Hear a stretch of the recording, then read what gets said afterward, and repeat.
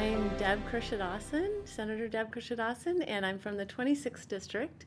Wonderful district. It encompasses Gig Harbor, Key Peninsula, up into Port Orchard, and then south in the Bremerton area.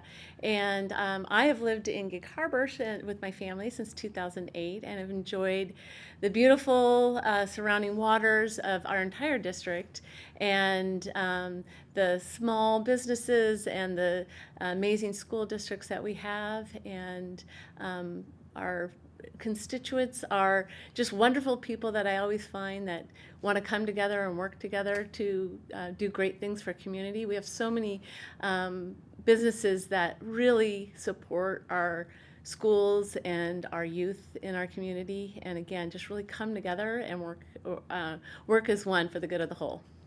I'm new, and I'm also faced with this amazing opportunity to serve our community while trying to figure out how to deal with a budget deficit that we haven't seen in many years, and so it is very interesting.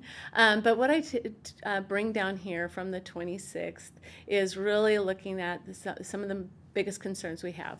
Education has always been a top priority for all of the areas, Bremerton down to Gig Harbor.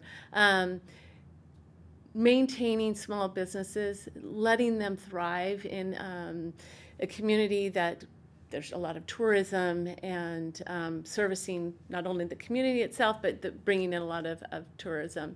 And so focusing on that and making sure that they can thrive in our communities. We have had a lot of growth in Gig Harbor all the way up into Bremerton. A lot of people moving over here since the installation or the bridge opening up back in 2007, I believe.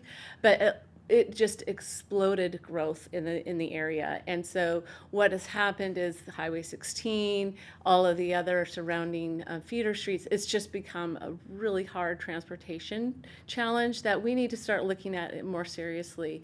There's been some progress, but really need to take a short-term and long-term approach in making that better. Talking about transportation is another area is our ferry systems.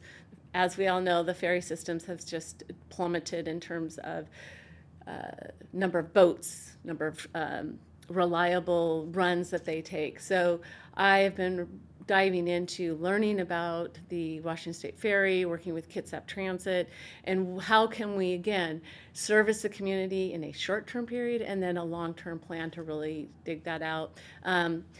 I can't not mention Gorst. I continually hear about the Gorst area and the traffic there, which then comes down all the way down into 16 as well. But that Gorst interchange there, that's another area that I was really enthusiastic when I went to a Kitsap community meeting, and there were so many partners there that wanted to come together and create a solution, or again, probably short-term and long-term, but create a solution. So for instance, there's going to be some traffic there and added traffic in the Gorst area for some construction of a salmon culvert and a roundabout, wanting to make sure that we're not adding to the congestion, maybe hopefully limiting when we have that construction going on, and so it doesn't impact the traffic there even further. Again, short-term solution.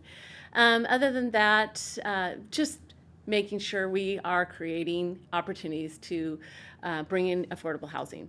We want a diverse community, and in order to do that, we need to be able to bring in housing and create housing that our teachers can live in our districts, our workers can live in our district. We can bring in new, diverse populations to our communities. Really, for the last 18 years, my spare time has been volunteering, and I really took that on as a job.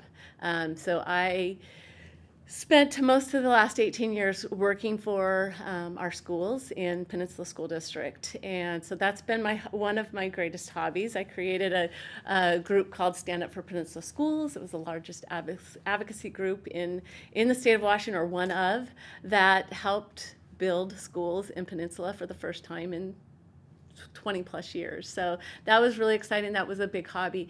Outside of that, when I'm not doing that, I'm on the tennis courts if I can. Love hitting the tennis ball around and meet lots of new people that way, and keep up my competitive edge in a 3.0 kind of level, but super fun. And then I think up until October of this last year, my big fun hobby has been being with my dog. I had a 14-year-old Rhodesian Ridgeback, Maggie, and we did just put her down, but she and I were a pair, and you could often find us walking in the parks in Gig Harbor, along the streets, and yeah, miss her, but that was my big hobby.